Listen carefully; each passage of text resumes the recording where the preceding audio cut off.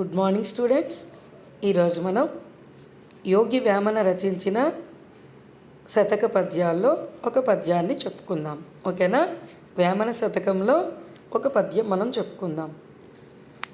తల్లిదండ్రుల మీద దయలేని పుత్రుండు, పుట్టనేమివాడు గిట్టనేమి, పుట్టలోన చెదలు పుట్టవా గిట్టవా, విశ్వదాభిరామ వినురవేమ. తల్లిదండ్రుల మీద దయలేని పుత్రుండు, తల్లి మీద తండ్రి మీద ప్రేమ అభిమానము లేనటువంటి కొడుకు. పుత్రుండు అంటే కొడుకు.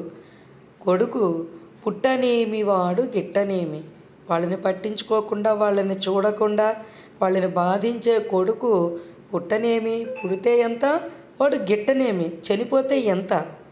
పుట్టలోన చెదలు పుట్టవా గిట్టవా, పుట్టలోన చెదలు పడతాయి, ఆ చెదలు ఉంటాయా, అవి పుడతాయి, వెంటనే చచ్చిపోతాయి కూడా అవి. అవునా? మనం ఇంటికి పట్టిన చెద ఉంటేనే చాలు, చీపురు కట్ట పట్టుకొని దులిపేస్తాం. అవునా? ఆ చెదల్లాంటి వాడు, తల్లి తండ్రి మీద ప్రేమ లేనటువంటి కొడుకు చెదలాంటివాడు. ఆ చెదని మనము ఉంచం, ఆ చెద పుడుతుంది, వెంటనే చచ్చిపోతుంది అని ఈ పద్యం యొక్క అర్థం. కాబట్టి తల్లిదండ్రుల మీద మనం దయతో ఉండాలి. దయ అంటే ప్రేమ అభిమానాలు కలిగి ఉండాలి. తల్లిదండ్రులు చెప్పిన మాట వినాలి, వాళ్ళను బాధ పెట్టకూడదు. వాళ్ళు ఎంతో కష్టపడి మిమ్మల్ని చదివిస్తున్నారు. మీ అమ్మ నాన్నగారైనా, మమ్మల్ని చదివించిన మా అమ్మ నాన్నగారైనా కూడా, ఎవరైనా తల్లిదండ్రులు అనేటటువంటి వాళ్ళు తమ సుఖాలను పక్కన పెట్టి పిల్లలను చదివిస్తారు. పిల్లలు పెద్దవాళ్ళు అవ్వాలని కోరుకుంటారు. వాళ్ళు బాగా అభివృద్ధిలోకి రావాలి, మంచి ఉద్యోగాలు చేయాలని ప్రతీ కన్న తల్లిదండ్రులు కూడా కోరుకుంటారు.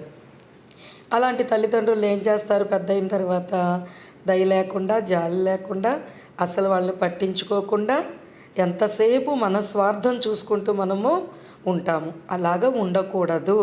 అలాంటి కొడుకే కాదు, కూతురైనా ఒకటే. కొడుకైతే ఏంటి, కూతురైతే ఏంటి, తల్లిదండ్రులకి పుట్టినప్పుడు ఇద్దరూ సమానమే. కొడుకైనా కూతురైనా కూడా అలాంటి వాళ్ళు ఉన్నా ఒకటే, లేకపోయినా ఒకటే. కాబట్టి ఎవరి రుణమైనా మనం తీర్చుకోగలము, కానీ తల్లిదండ్రుల రుణాన్ని మనం ఎప్పటికీ తీర్చుకోలేము.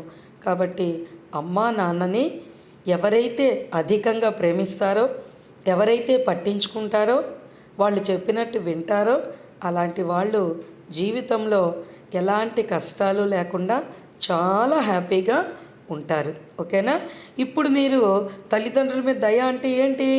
ఇప్పుడు మీరు అమ్మా నాన్న చెప్పినట్టు చదువుకోవాలి, అమ్మా నాన్న చెప్పినట్టు వినాలి, వాళ్ళని బాధ పెట్టకూడదు, ఊరు మీద తగువులన్నీ ఇంటికి తేకూడదు, మొబైల్ తీసి ఇష్టం వచ్చినట్టు ఆటలు అవి ఆడకూడదు, అకౌంట్స్ అవి వెరీ గుడ్, అలాంటి పనులు ఏవి మీరు చేయకూడదు. ఓకేనా?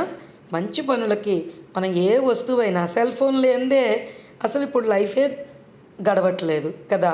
ఇప్పుడు పద్యాలు చదవాలన్నా, ఒక పాటలు నేర్చుకోవాలన్నా, డ్యాన్స్ నేర్చుకోవాలన్నా మొబైల్తోటే ఉందంతా. ఇప్పుడంటే ఏదో మేడము ఒక పద్యం పెట్టేస్తున్నారు, డే బై డే అయిపోతుంది. కానీ మీరు రానున్న లైఫ్లో మీకు మొబైల్ తోటి ఎక్కువ పని ఉంటుంది. అంటే ఏ వస్తువునైనా మనము మంచికి మాత్రమే ఉపయోగించుకోవాలి, చెడు పనికి ఏది ఉపయోగించుకోకూడదు. ఓకేనా? నిప్పు ఉంటుంది, నిప్పుని దేనికి ఉపయోగిస్తాం? వంట చేయడానికి ఉపయోగించుకుంటాం మనం. అవునా? అంతేగాని చేతులు కాల్చుకోవడానికి ఉపయోగించుకుంటామా? ఉపయోగించుకోము. తప్పు అనేటటువంటిది నిప్పు లాంటిది. ఓకేనమ్మా? సో ఇంత చెప్పడానికి కారణం కూడా నేను ఏంటంటే, తల్లిదండ్రులని మనం వాళ్ళు కోరుకునే విధంగా మనం ఉండాలి అని అర్థం. ఓకేనా? తల్లిదండ్రుల మీద దయలేని పుత్రుండు, పుట్టనేమి వాడు గిట్టనేమి, పుట్టలోన చెదలు పుట్టవా గిట్టవా, విశ్వదాభిరామ వినురవేమ. ఎక్కువగా చెప్తే ఏమీ అనుకోకండి, మీకేవో రెండు మంచి మాటలు చెప్పాలనే నా ఉద్దేశంతో నేను ఇది చెప్తున్నాను. ఓకేనా? Thank you all of you.